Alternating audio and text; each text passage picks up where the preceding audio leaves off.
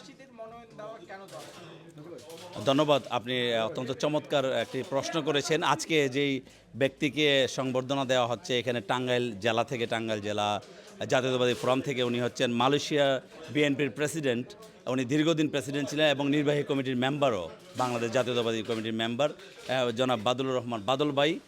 এবং আমাদের মাঝে আরেকজন প্রবাসী আছেন। আপনি জানেন যে 91 সালে যখন বিএনপি ক্ষমতায় এসেছে, ওই ট্রাম্প থেকে বিএনপির যুক্তরাজ্য শাখার প্রেসিডেন্ট ছিলেন এবং যুক্তরাজ্য বিএনপির সভাপতির পাশাপাশি পরবর্তীতে নির্বাহী কমিটির 3 বার আন্তর্জাতিক বিষয়ক সম্পাদক উনি হয়েছেন এবং বর্তমানে দেশনেত্রী বেগম খালেদা জিয়ার উপদেষ্টা হিসেবে রয়েছেন। আমার বাম পাশে রয়েছেন জনাব টিপু সাহেব, যুক্তরাজ্য এইখানে দীর্ঘদিন উনি বিএনপিতে কাজ করেছেন, এখন বর্তমানে বাংলাদেশ কৃষক দলের জয়েন্ট সেক্রেটারি এবং ওনার চাঁদপুর জেলা বিএনপির সহসভাপতি। ওনারা প্রত্যেকে কিন্তু প্রবাসী।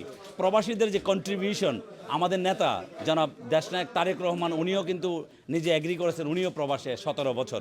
তো উনি এই লোকগুলোকে পাশে নিয়ে, সাথে নিয়ে এই আন্দোলনটাকে সফল করেছেন এবং এই স্বৈরাচারী হাসিনাকে বিদায় করা যে কত কষ্টকর হয়েছে, দেশে যারা ছিল তারা পথ আঁকড়ে ধরেছিল, তারাও পরিশ্রম করেছে, তাদেরকে নামে বেনামে জেলে নিয়েছে, কিন্তু প্রপার গাইডেন্স এবং প্রপার যে নার্সিং করা হয়েছে তৃণমূলের কর্মীদেরকে প্রবাসীদের মাধ্যমে, রেমিটেন্সের মাধ্যমে আমরা যেভাবে উজ্জীবিত করেছি এবং ফেসবুক সোশ্যাল মিডিয়ার মাধ্যমে প্রবাসীরা যে কন্ট্রিবিউশন করেছে, নেতার অবশ্যই আমাদের দেশনায়ক তারেক রহমান জানেন।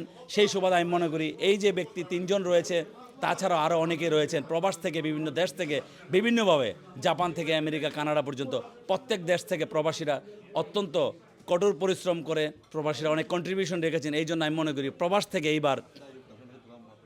এইবার প্রবাস থেকে অনেকগুলো নতুন মুখ প্রার্থী আসবে, এটাই আমাদের প্রত্যাশা প্রবাস থেকে। আসসালামু আলাইকুম, সবাইকে ধন্যবাদ।